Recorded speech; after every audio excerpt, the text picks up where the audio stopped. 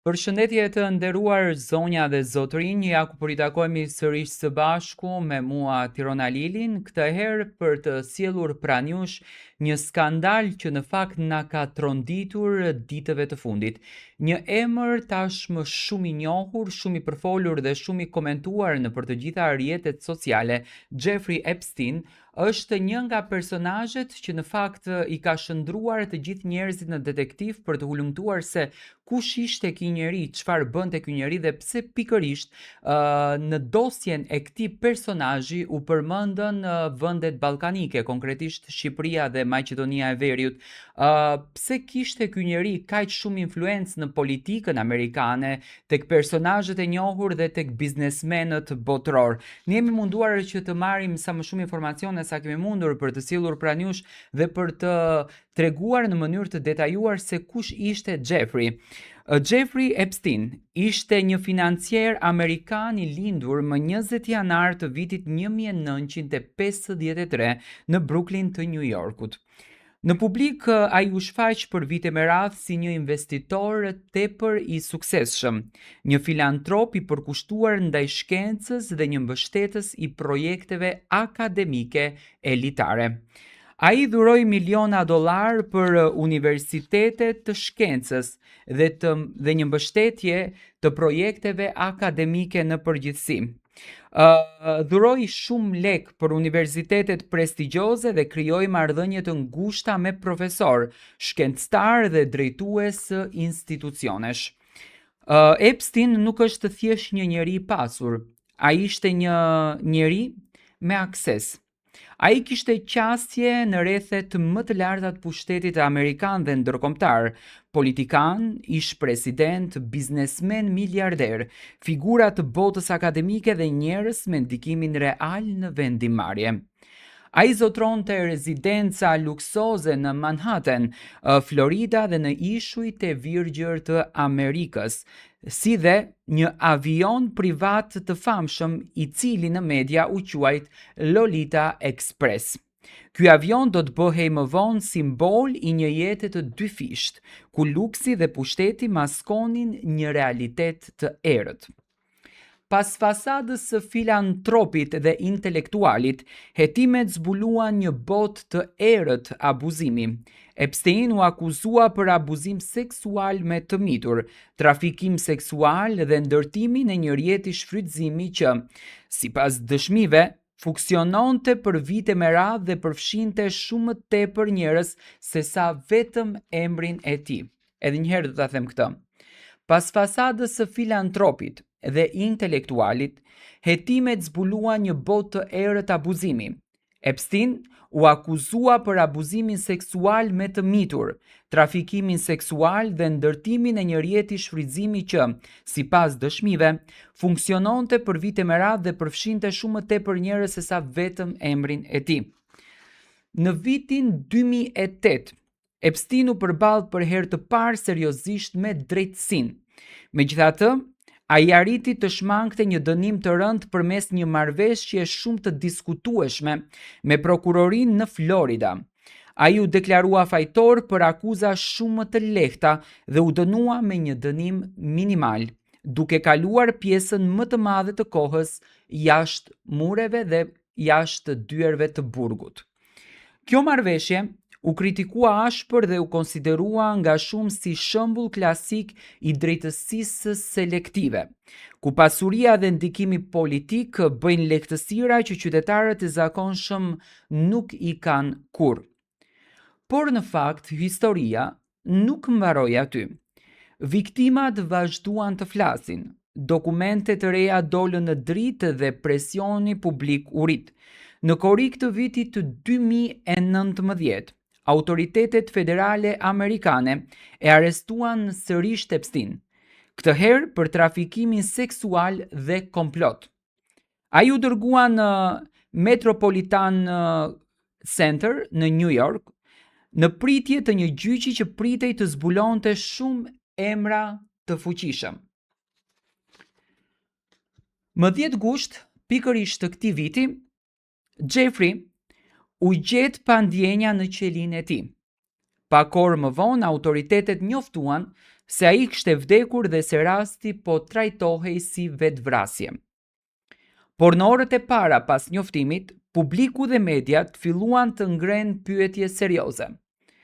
Epstein ishte në mbikëqyrje të veçantë, ai kishte raportuar probleme mendore dhe megjithatë, kamerat e sigurisë në korridor nuk funksiononin, rrojet e burgut nuk kishin kryer kontrollet e rregullta, procedurat standarde ishin shkelur.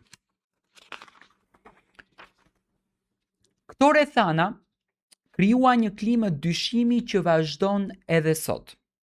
Për shumë kënd, vdekja e Epstein shënoi fundin e mundësisë për të zbuluar të gjithë rrjetin pas tij, që në fakt një rrjet që dyshohet nga videot të publikuara në ditën e sotme që mund të ketë personazhe brenda këtij rrjeti që sot konsiderojnë një pozicion të lartë në udhëheqjen e Shteteve të Bashkuara Amerikane. Vite më pas vdekjes së tij, qeveria amerikane publikoi fotografi të papublikuara më parë që tregojnë trupin e Jeffrey Epstein të shtrirë në një barel, ndërsa mjekët përpiqeshin ta rikthejnë në jetë. Rreth 20 imazhe u bën publike si pjesë e një raporti të deklasifikuar të FBI-s me titullin Hetimi i vdekjes së Jeffrey Epstein. Raporti përbëhet nga 23 faqe dhe është përgatitur nga zyra rajonale e FBI-s së New Yorkut. Fotot tregojnë pamje nga afër të qafës së Epstein, shenja të dukshme dëmtimi dhe momentet e trajtimit mjekësor urgjent. Sipas dokumenteve, fotot janë realizuar rreth orës 6:49, vetëm pak minuta pasi ai në fakt u gjet pa ndjenja. Këto imazhe kanë ushqyer më tej dyshimet edhe debatet publike se si vdiq Jeffrey. Dokumentet e deklasifikuara përfshin edhe një raport autopsie prej 89 faqesh, të përgatitura nga zyra e mjekut ligjor të New Yorkut. Në raport përmenden 2 fraktura në kërcin e triodës së qafës, dëmtime të tjera në zonën e qafës dhe të kokës, si dhe një vlerësim psikologjik mbi gjendjen mendore të Epsteinit në ditën para vdekjes. Disa ekspert kanë deklaruar se këto dëmtime nuk janë tipike për raste standarde vetvrasje, çka ka shtuar edhe më shumë dyshime dhe teoritë alternative. Departamenti Amerikan i Drejtësisë publikoi mbi 3 milion faqe dokumentesh të lidhura me çështjen e Epstein. Mes tyre janë emaile, raporte të mbrëmshme dhe komunikime që hedhin dritë mbi rrjetin e tij të gjerë të kontakteve. Një nga dokumentet në fakt që tronditi është një email i datës 5 shkurt të vitit të 2019 me titullin Ilaçi 50 vjeçar që mund të zgjidhë krizën e vetvrasjeve në Amerikë. Ilaçi 50 vjeçar që mund të zgjidhë krizën e vetvrasjeve në Amerikë.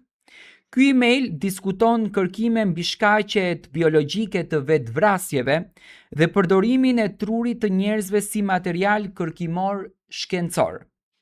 Ku më pas, sipas përmbajtjes të këtij emailit, do të thënë kjo që na ka tronditur në fakt ne ballkanasve, nga Maqedonia e Veriut kanë mbërritur në Shtetet e Bashkuara rreth 1000 tru njerëzish, disa prej tyre nga persona që realisht kishin kryer vetvrasje. Dokumentet e përshkruajnë Maqedoninë si një vend i vogël ballkanik që siguron material, fal ndihmës së një antari të fakultetit të Universitetit të Kolumbias me origjinë po nga ky vend. Sipas përshkrimit, organet janë hequr menjëherë pas vdekjes, janë transportuar me aeroplan në eskortë speciale, më pas janë dërguar me anije drejt SBA-s dhe janë ruajtur në kuti speciale të koduara. Dokumentet nuk sqarojnë nëse familjet e të ndjerëve kanë dhënë pëlqim apo nëse institucionet shtetërore kanë qenë në dieni për një krim të tillë. Në dokumente, po ashtu, përmenden shkencëtar nga universitete prestigjioze si Columbia, Yale, New York dhe vende të tjera. Edhe pse kjo nuk nënkupton përfshirjen direkte institucionale. Ajo ngre pyetje serioze mbi etikën shkencore dhe rolin e financimeve private. Rasti Jeffreyt mbetet një nga skandalet më të errta të dekadave të fundit. Dokumentat e reja sugjerojnë se ndikimi i tij mund të ketë shkuar përtej krimeve seksuale, duke prekur edhe fushën e kërkimit shkencor. A janë shkelur të drejtat themelore të njerëzit? A janë përdorur vende më të vogla si burim materialesh biologjike? Këto janë pyetjet që në fakt presin ende përgjigje. Deri më tani, dyshimet janë që në aspektin seksual që Jeffrey ka përdorur edhe me fëmijë, të jenë transportuar fëmijë nga Ballkani.